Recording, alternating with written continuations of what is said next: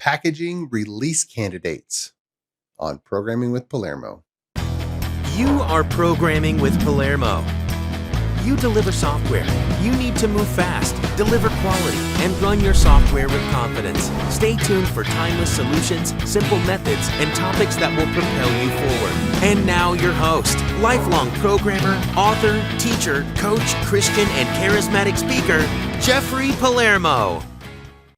Welcome back to Programming with Palermo. Today, you are going to learn how to properly package release candidates of your application.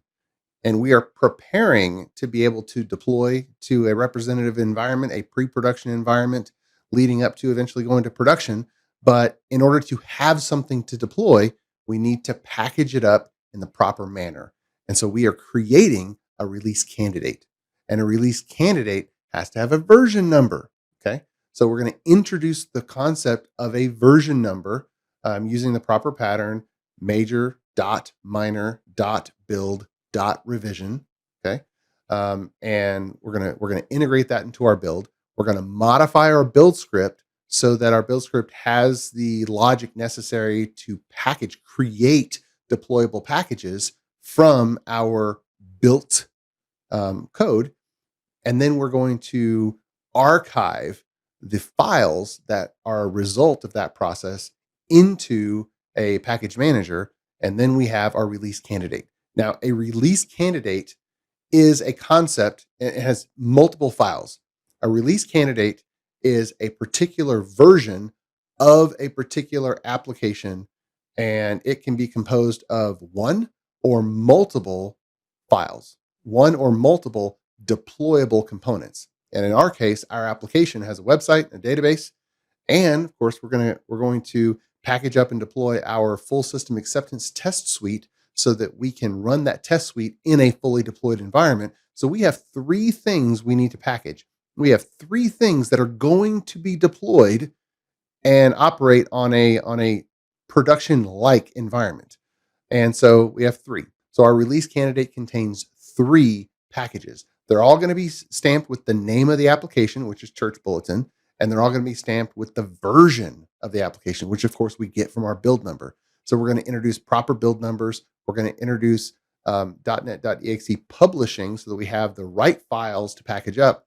Then we're going to use a .NET.exe tool called Octopus CLI in order to package up those three components into Nuget packages ready for deployment. Then we're going to use Azure artifacts to archive the release candidate in the full Nuget server so that they're archived, they're secured, and they're available whenever our deployment tooling that we'll get to in the future needs to grab a specific version of a specific deployable component from our feed.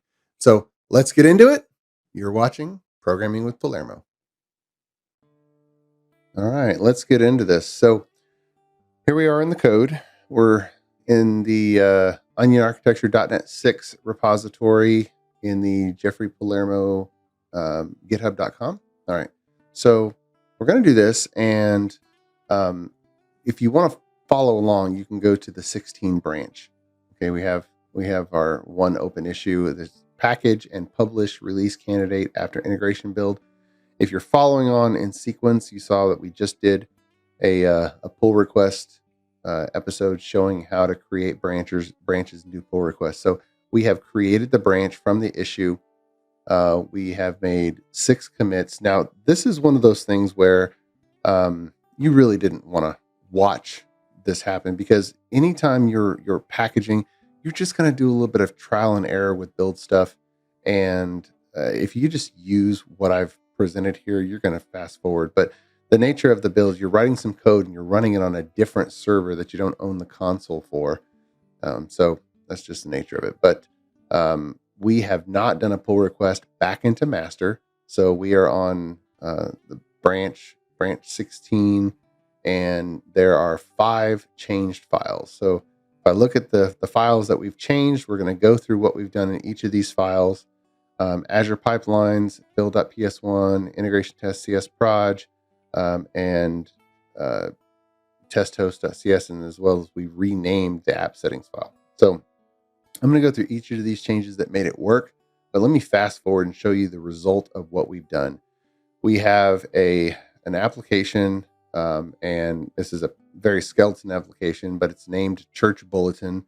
So eventually it'll be able to format printed and projected bulletins of church announcements. That's kind of the theme of this really simple application that we've started the skeleton for in the DevOps environment. So this is the code. Let me go to Azure Pipelines, and this is our build here. And you can see we have some failed builds. I'm going to kind of walk you through each one. But when you're running this, you're going to get some failed builds with some just weird thing. And you follow through the error messages and you keep going. All right. Notice how to start out when episode whatever it was, we just left the default build numbers. In Azure Pipelines, the default build numbers is based on the date. But this is actually not a valid version number. You can't stamp your assemblies with this build number. It's not valid. It's just a run number.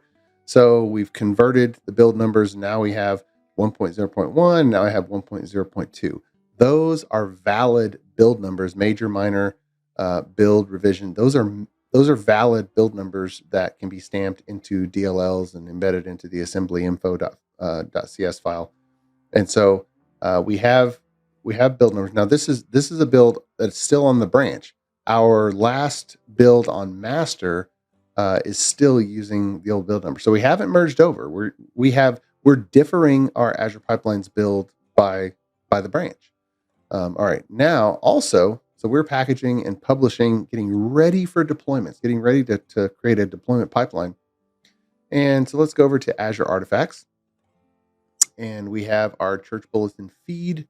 And of course, you can have as many feeds as you want here. The organizer scope feed you get free. And then I created a project scope feed called Church Bulletin. You want to make sure that you create a project scope feed, or else you're going to clutter up your organization feed.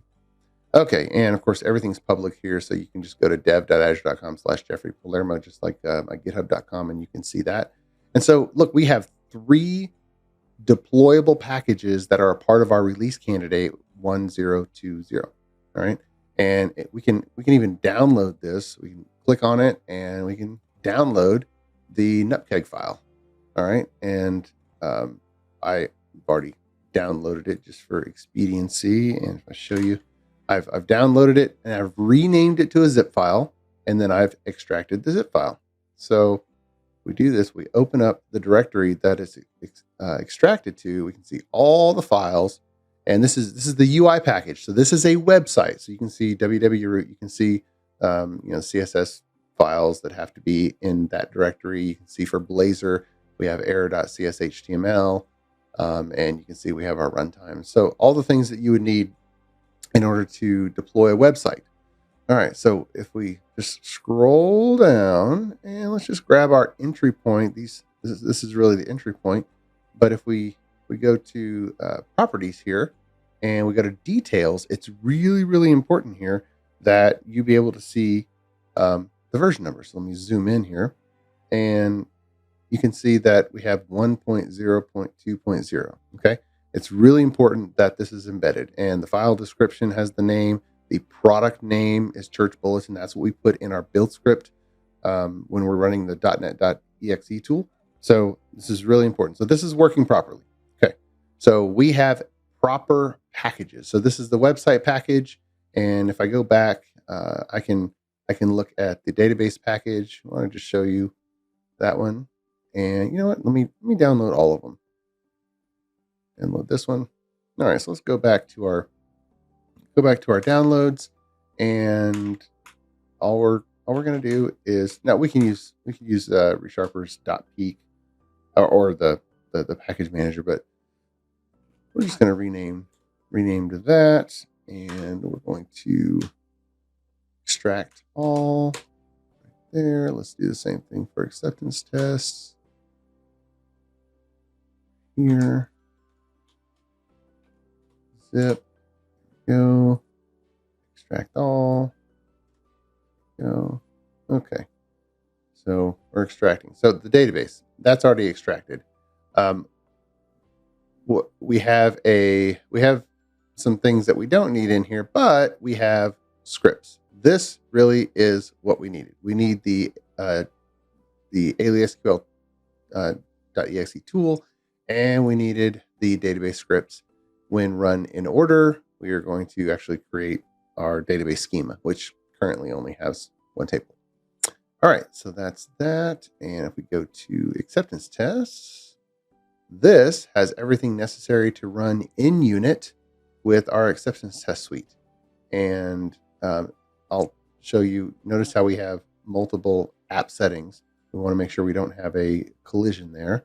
But if we go down to Palermo, acceptance test DLL, let's go to properties, and I'm going to go to the details and notice that we have the file version. So we are actually packaging up the acceptance test suite. Why? Because this is a full system test suite where, to get the full effect, we want to make sure we run these tests against a fully deployed version of our application. So when we start deploying this release candidate to our first environment, which I'm going to call the TDD environment, standing for test-driven development, it is a no humans allowed environment. It is only for test automation, but it has to be a complete deployed environment. And we're going to deploy it on a representative structure in Azure. And then we're going to run these full system acceptance tests. And of course, we expect it to pass. But we want to make sure we run it in that real environment, because there's going to be other variables in play, different permissions, different firewalls, all kinds of variables when you put it in an actual production-like environment. So that's what we're getting to. So let's go through each of the changes. You can see the changes in GitHub, but before I go through the changes, let me show you in Visual Studio. We have our build.ps1 file here, and we have our Azure YAML or Azure Pipelines YAML here. Okay, let me go through build.ps1, the changes first. And I like using Visual Studio because you can kind of see the entire script. But in order for you to see the changes, I'm going to show you the GitHub view. Okay, so for build.ps1, let me just make it as large as I can here. Build PS1.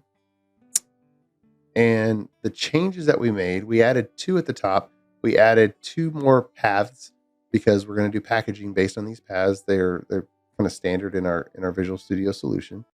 Programming with Palermo is brought to you by ClearMeasure, a software architecture company that empowers .NET teams to be self-sufficient, moving fast, delivering quality, and running their software with confidence in Azure. If your team has a project that's too important to be delayed or derailed, ClearMeasure can help, while keeping your team in the driver's seat and growing in capability. Click on clearmeasure.com for more information. If you are an architect or .NET engineer aspiring to become an architect, check out clearmeasure.com/careers. Now, back to the show. Then, because you'll see an error, we changed a couple of the write host to write output, because the hosted agents in Azure Pipelines does not like write host. And so the documentation says use write output instead. And then we're adding some new PowerShell functions, package UI, package database, package acceptance tests. And there are 2 commands, .NET publish, which you're probably very familiar with. And these command line arguments are really important to get right. The project configuration, we don't want to build it again. We don't want to restore it again. The project path. And then we are using a .NET tool from a company called Octopus Deploy. And we're calling .NET Octo, and we're packaging it up. This is a really, really good free .NET.exe tool. And we're effectively saying, okay, I want to package up this particular version from the publish path, and then we're going to have the out folder of the build directory, and that's pretty much it. Okay, and a particular framework, so x64, and we do that for package database. We don't even need to call .NET publish, because it's only a directory of files. It's SQL scripts and an exe, so we don't actually have to use .NET publish. The files are ready to go. package acceptance tests, we do call .NET publish on the acceptance test project path with the same arguments, and then we call .NET Octopath. Okay, for the overall package function that ends up calling these three, first of all, we make sure that we have a global install of octopus.net.cli. And so that's how we get the ability to call .NET-Octo with a .NET tool install, and then this is an add-in tool, and then we write the output if there is an error message. If the tool is already installed and you run this, it just tells you, hey, the tool's already installed, but it puts the text in red. I don't like that, and so I piped that output into a write output. And if you run this and for the first time and it's actually installing it, there's actually nothing to pipe, and so I kind of swallowed the error because there's nothing to pipe there. All right, and then in our CI build, in our CI build, which it cuts off, we're adding the package step. So if I just pop over to Visual Studio, in the CI build, you can see we've added this package step. The private build does not have packaging. So here's our package function, and then the three new ones there. Okay, and then up top we have the UI and database project paths. We already had this from running the tests, and of course we're using the version and we're using the framework Net 6.0. So that's that. Okay, next one is the Azure Pipelines YAML. All right, and this has so many changes. I'm just going to go to Visual Studio to show you that. Okay, we have given it a name. Now, Azure Pipelines, you can make the name anything, but if you're doing it properly, this name in YAML, under the covers, it populates the variable called build.build number, and so you can't actually use the build number for being a build number unless you put a valid build number in here. So 1.0 and then rev :r, that gives us the build number, and then the revision number, we just leave it at 0. If we're doing a hot fix, we might add that, but just for regular things. And you could even leave off this last .0 if you want. A lot of people do that.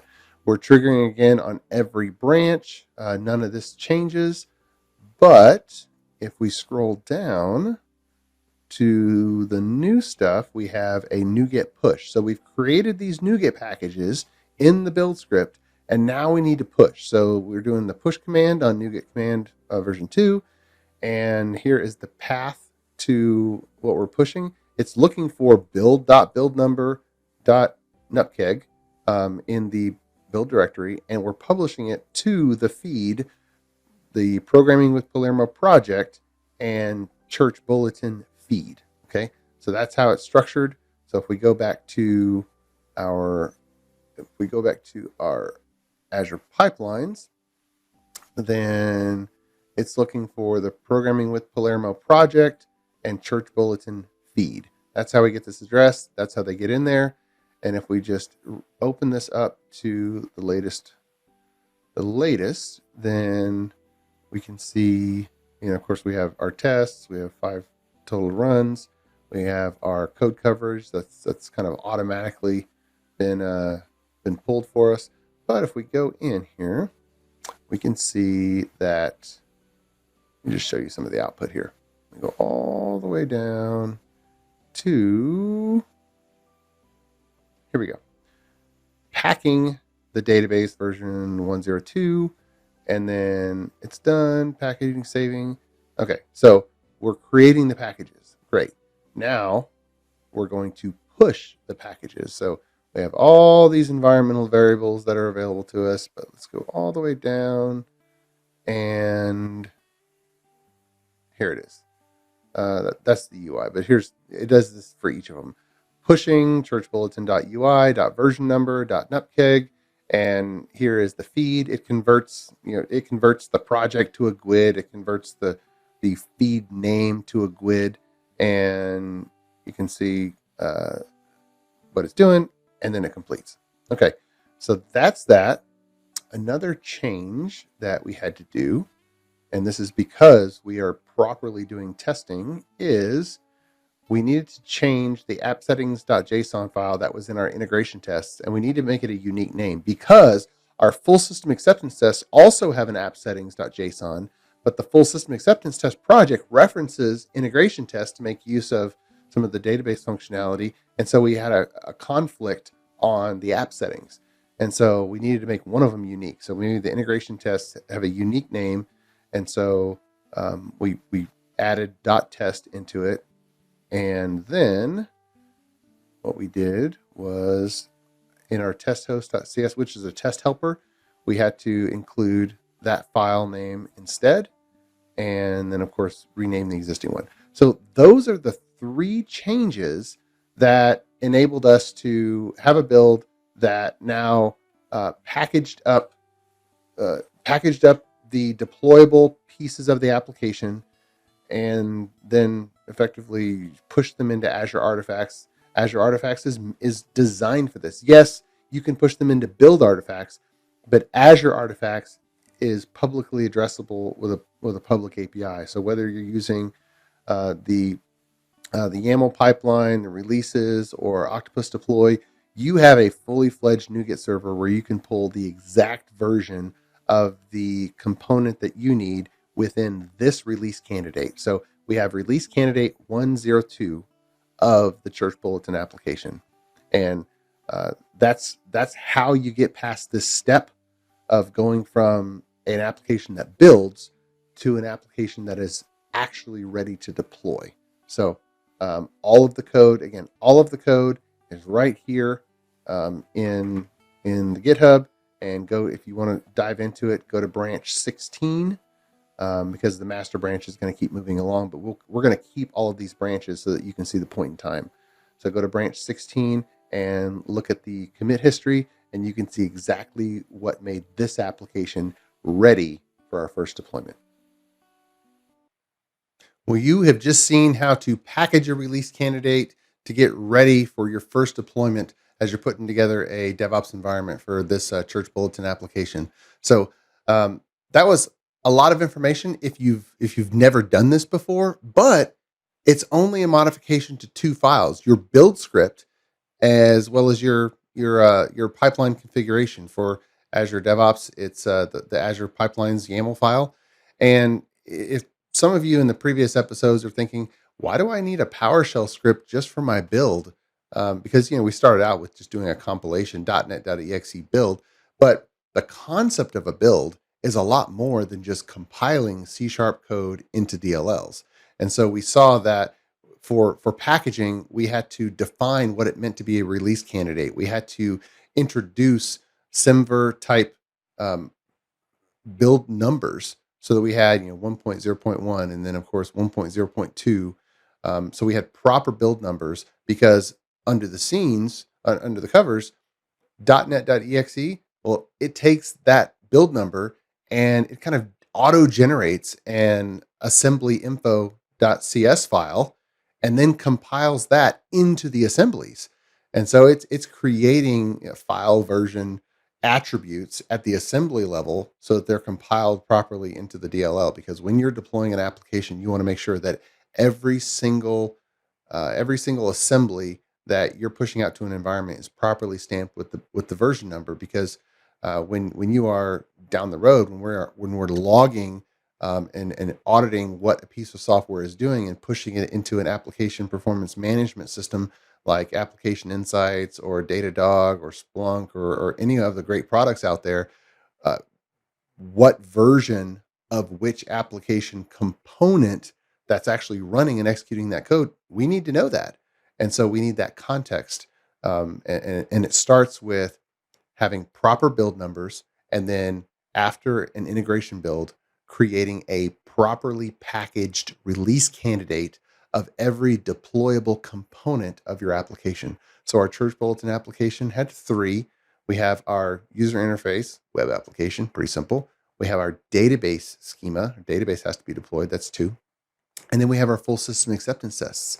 That has to be run on a downstream environment. And so we actually have to package it up so that it's available to be deployed. We don't just take the version of the tests that are current in the Git repository. No, we need to run the version of the test suite that is the same version as the application that it was designed for. Okay. So it's important that we package it up. And you can see, you saw how simple it was. So go back to the code, look, apply it to your application, and I hope this helps. God bless you, and thank you for programming with Palermo. You've been watching Programming with Palermo, your primary place for highly productive programming protocols and practices. Remember, you have what it takes. You can do this. You are a programmer, formed by God Himself and called to this profession for a purpose. You can catch every episode at Palermo.network, as well as syndicated locations nationwide. We're so glad you tuned in. Until next time, may God bless you, and thanks for Programming with Palermo. Programming with Palermo has made a special arrangement with Marketplace Chaplains. Besides programming challenges, we all face issues in life where we need some help. If you'd like, you can call a chaplain confidentially. To speak with a gentleman, dial 512-923-8178. Or to speak with a lady, dial 512-619-6950. The show won't know you called, and everything is kept in strict secrecy. This is a free service, available if you or a friend need it.